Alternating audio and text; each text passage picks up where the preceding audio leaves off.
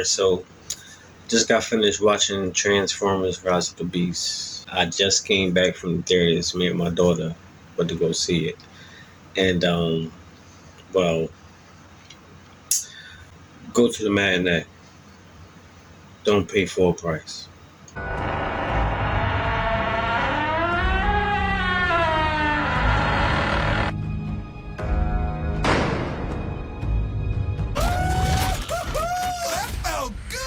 I've been cooped up forever, dude. This is probably a lot for you, huh? Hey, whoa, I thought after the car chase we were boys. What are you? The name's Mirage. Come on, give me a little tap. Give me a little tap. There you go. Peace, everybody. What's going on? Reaction Overlord here. Welcome back to the channel. Yeah, so this movie was directed by Stephen Cable Jr., not Michael Bay this time, but it had a lot of Michael Bay elements in this movie.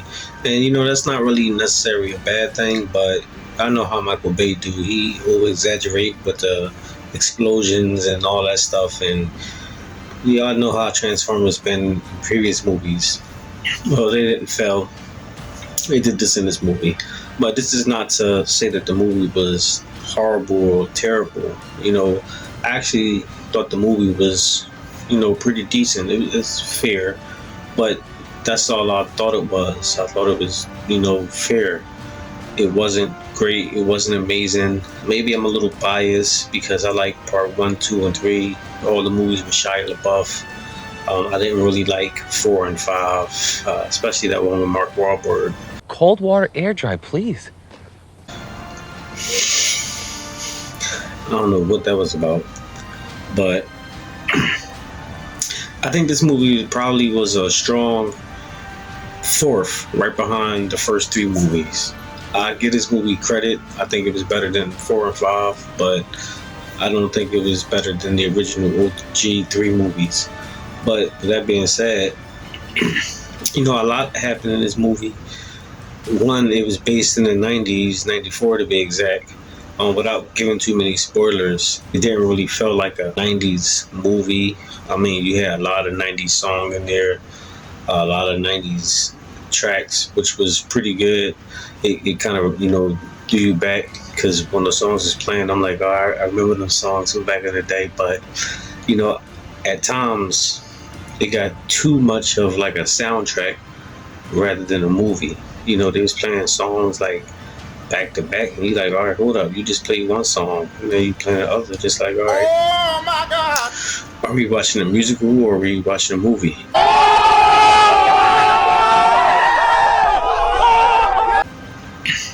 But, you know, the story kind of follows suits how we all know how the Autobots and the Primals, they meet up and you gotta fight Unicron and his minions, the Scourge and his Decepticons.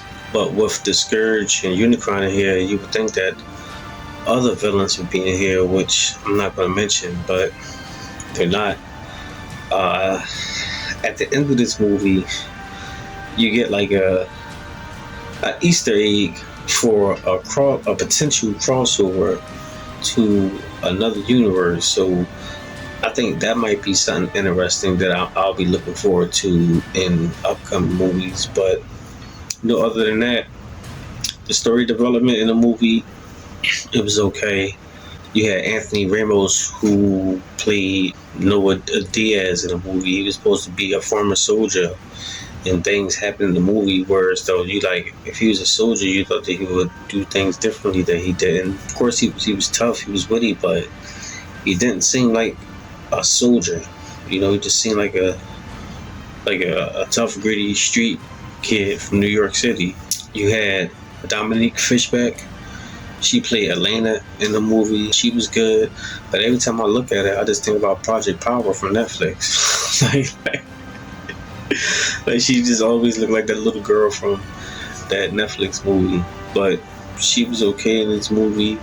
I didn't really like Optimus Prime in this movie so much. He was kind of always complaining and nagging. You brought a human here? And, you know, I understand that in this movie, it was supposed to be 7 years or so they were stranded on Earth. because this is supposed to be previous from the movies we know from back in 2007. This took place in '94, but he didn't really trust the humans, and because of that, he was just like a nag. And you like Mirage. I think he was like the heart and soul of the movie.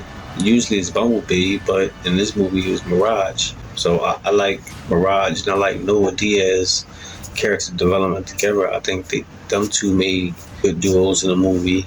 But then stuff happened at the end where Mirage did something with Noah, but you don't see in the previous films where they're supposed to be taking place in the future. And you're like, well, if they can do that in '94, why can't they do that in 2007 and so forth and so on? So it was just, I don't know, it was kind of confusing. But like I said, I don't want to make it seem like I thought the movie was like real bad. It wasn't. I would say probably out of 5 stars, I'd give it a solid 3, maybe 3.5. Like I said, it wasn't real good. It wasn't bad. It was fair. It was like somewhere in the middle. But it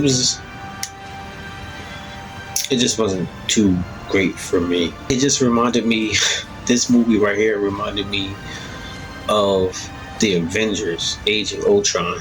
But I always say, keep your friends rich and your enemies rich and wait to find out which is which. Or just the Avengers, period, because at the end, you had the Scourge looking like Ultron, and then in this movie, it was a lot of like Avengers reference. Like Noah, he basically turned into, like, I'm about to give away spoilers. I'm gonna say that for no video, but yeah, it was cool. But like I said in the beginning, instead of paying full price, y'all would do better if y'all want to go see a matinee.